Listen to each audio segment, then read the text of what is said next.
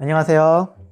근거를 알려주는 의사 그날의 김희입니다. 공부가 되게 어렵죠. 공부를 열심히 하는 것도 어렵고 열심히 한다고 해서 성적이 잘 나오는 것도 아니에요. 저도 의사가 되기까지 공부를 하다 보니까 첫 번째로는 포기하지 않는 노력, 그 당시 상황에 맞는 최고의 노력과 둘째로 공부의 종류마다 효과적인 공부의 방법, 즉 최적의 공부 효율, 이 두 가지가 굉장히 중요하더라고요. 저도 여러 번 시행착오를 겪었었고, 고등학교 다닐 때, 공과대학을 다닐 때, 의학전문대학원 시험을 준비할 때 매 단계마다 훨씬 더 어려운 공부가 기다리고 있었는데, 이때마다 상황에 맞는 최고의 노력을 하고 최적의 효율을 찾기까지 굉장히 고생을 많이 했었어요. 그래서 오늘은 이 이야기들을 하면서 우선은 제가 의사가 되기 전 의학전문대학원에 다니기보다 더 전에 공과대학에서 4년 내내 성적 우수장학금을 받기 위해서 어떻게 했었는지 이야기를 해보도록 할게요. 내용이 길다 보니까 우선 이번 편에서는 공과대학에서 어느 정도 노력이 필요했었는지, 노력을 하기 위해서는 무엇을 준비해야 하는지 노력의 중점을 맞춰 살펴보고, 다음 편에서는 어떻게 하면 효율적으로 공부할 수 있는지 효율적인 공부 방법에 대해 말씀드리도록 할게요.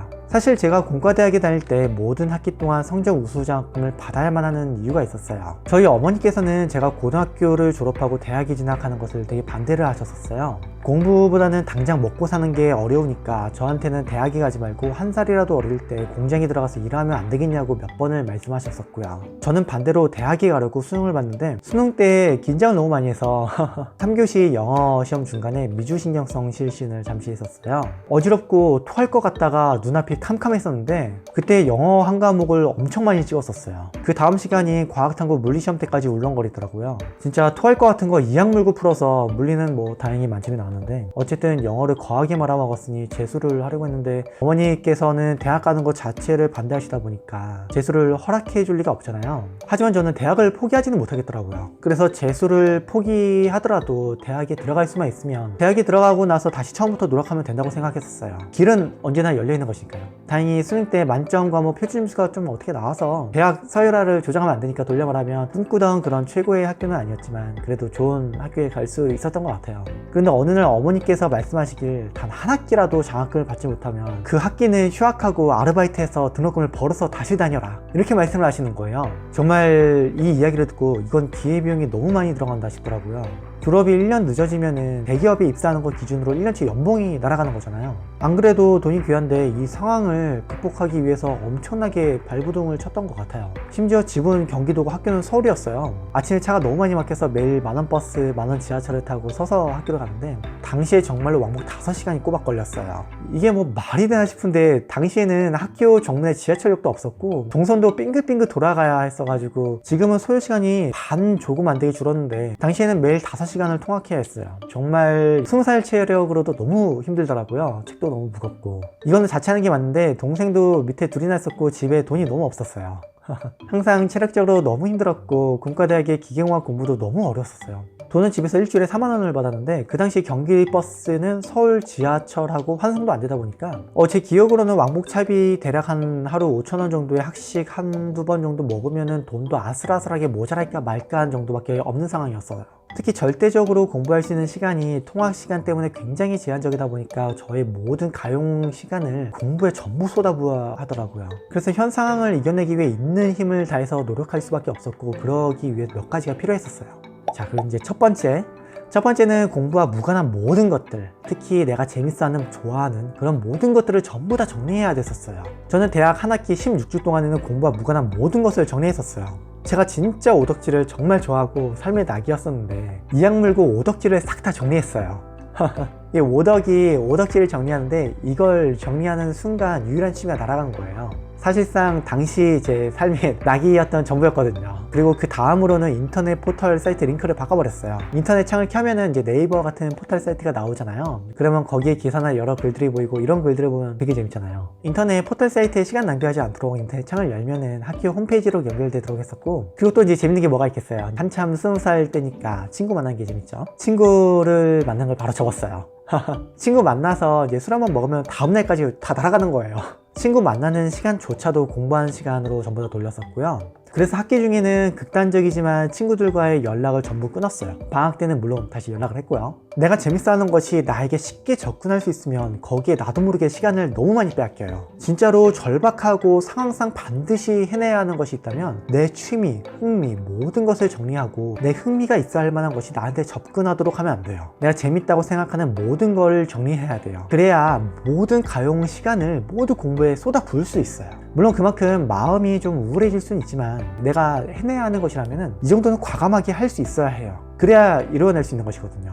자, 그리고 이제 두 번째, 간절함하고 절박함이 있어야 돼요. 절박함이 없으면 처음에는 공부해야지 하고 각오를 한 다음에 전력질주로 며칠을 공부하다가도 작심삼일, 며칠 후에는 이게 힘들고 괴로워서 중간에 나태해지고 포기하게 돼요. 처음에 며칠 공부를 하다가 나중에 설렁설렁 공부하는 친구들을 제가 너무 많이 봤어요. 저는 공과대학에 다닐 때 장학금을 받지 못하면 휴학해야 하는 그 인생에 대한 기회비용만 생각하면은 피곤해서 눈을 감았다가도 심장이 정말 벌렁거려가지고 벌떡 일어나서 공부했었거든요. 너무 간절하다 보니까 공부할 시간이 줄어들까봐 학교에 갔다가 집에 돌아오지도 못하겠더라고요. 대학교 1, 2학년 때는 제 기억에는 도서관이 24시간 운영이 아니었는데 한 3학년 때쯤 되니까 24시간 운영으로 바뀌어서 월요일에 학교에 가서 이제 계속 도서관에서 축잠을 자면서 공부하다가 금요일 날 밤에 집에 돌아오는 때도 꽤 있었어요. 당시에는 공부량이 너무 많고 한 번만 삐끗해도 A뿔이 날아가다 보니까 도서관에서 쪽잠 자면서 공부하는 게 시간도 아낄 수 있고 돈도 없다 보니까 차비도 아낄 수 있어서 되게 좋았었는데 그게 좋았을 만큼 정말 절박하게 공부했었어요. 공부에 대한 동기가 부족하신 분들은 이러한 절박함을 가지고 간절하게 마음을 먹고 공부하는 것도 좋은 방법이라고 생각을 해요. 자, 그럼 이제 세 번째, 어디서든 공부할 수 있는 용기. 꼭 독서실이나 도서관 같은 곳에 가야만 공부를 하는 친구들이 있어요. 저는 이제 통학 시간이 너무 길다 보니까 시간이 없으면 그냥 버스 바닥에 앉아서 공부를 했어요. 진짜 급할 때는 길 가다가 길바닥에 앉아서 공부를 하기도 했었고, 뭐 수업 사이에 공강이 있어서 한 시간이 비면은 왔다 갔다 하면 시간이 좀 아까우니까 강의실 앞 복도 창틀에 책을 올려놓고 공부를 하다가 다리가 아프면은 화장실에 변기에 앉아서 공부했었어요. 중요한 거는 공부를 어디서 하냐가 아니라 공부를 한다는 그 행위 자체예요. 정말 절박하고 꼭 해내야 하는 것이 있다면, 그리고 시간과 장소에 한계가 있어서 다소 불가피하다면 언제 어디서든 장소에 구애받지 말고 계속 공부를 해야 돼요. 물론 집중해서요. 그리고 이제 네 번째, 진정 절박하고 해내야 한다면 매일 쉬지 않고 하루 종일 공부하는 습관을 들여야 해요. 공부를 하다 보면은 내가 월요일부터 금요일까지 공부를 했으니까 주말은 쉬어야지, 뭐 혹은 오늘은 8시간 공부했으니까 이제 쉬자, 이렇게 스케줄을 짜서 공부하시는 분들 계시잖아요. 우리가 공부하지 않는 시간 동안 공부했던 내용은 계속 머릿속에서 사라지고 있어요. 뭐 5일이면 공부할 수 있는 내용을 3일 공부하고 하루 쉬고 이틀 공부하면 되겠다, 이렇게 생각하잖아요. 경쟁이 심하지 않고 시험이 쉽다면은 뭐 가능하겠지만 그게 아니라면은 절대 이 기간 내에 못 끝내요. 공부한 내용은 계속 잊어버리기 때문에 하루빨리 전부 공부하고 앞서 공부한 내용을 잊어버리기 전에 2독, 3독 하려면 쉬면 안 돼요. 그리고 하루에 8시간 타이머 재고 공부하시는 분들, 사람마다 다르겠지만 저의 재능으로는 하루에 8시간만 공부하면 전국에 날고기는 선천적으로 암기력이 어마어마한 똑똑한 친구들을 절대 따라가지 못해요. 앞서 원리랑 똑같은데요, 8시간씩 이틀 공부하는 것과 18시간 하루 공부하는 건 2독, 3독 할 때 절대 같지 않아요. 시간을 질질 끌면서 공부할수록 앞서 공부한 내용을 계속 잊어버리니까요. 잊어버리기 전에 2독, 3독 돌려서 계속 공부를 하려면 공부하는 시간을 가능한 무한히 계속 늘려야 돼요.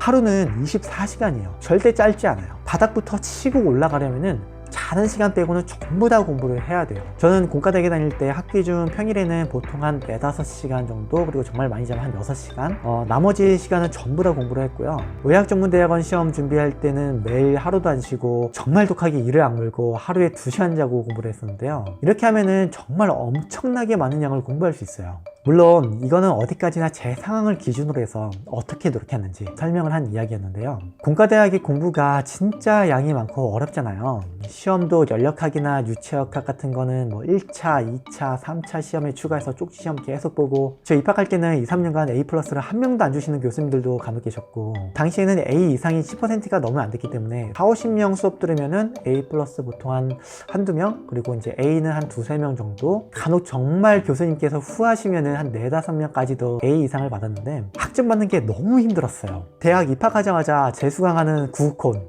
국악번 졸업반 4학년 선배들하고 때도 미적분학이나 선형대수학 같은 과목을 경쟁하는데 선배들이 너무 열심히 공부를 하시더라고요. 여튼 그래도 저는 장학금을 받아야 하니까 어떻게든 A+를 받아야만 했고 정말 열심히 해서 이런 과목들을 결국 A를 힘들게 받아냈는데 지금 생각해도 정말 숨이 막히게 힘들었던 것 같아요.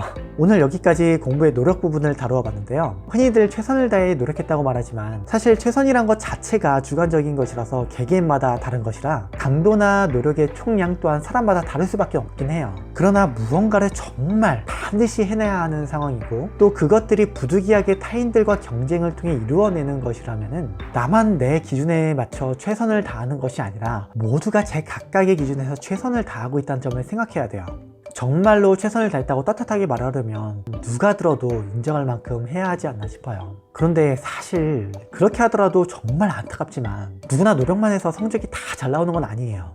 열심히 하는 것에 더해서 효율적인 방법으로 공부하는 법도 알아야 해요. 같은 시간을 공부하더라도 남들보다 더 효율적으로 공부를 해야 더욱더 치고 올라갈 수 있는 것이에요. 그래서 다음 편에서는 어떻게 하면 효율적으로 공부할 수 있는지 공과대학에 다니면서 깨달았던 방법들에 대해 알려드리도록 할게요. 감사합니다. 여기까지 근거를 알려주는 의사 그날의 김현이었습니다.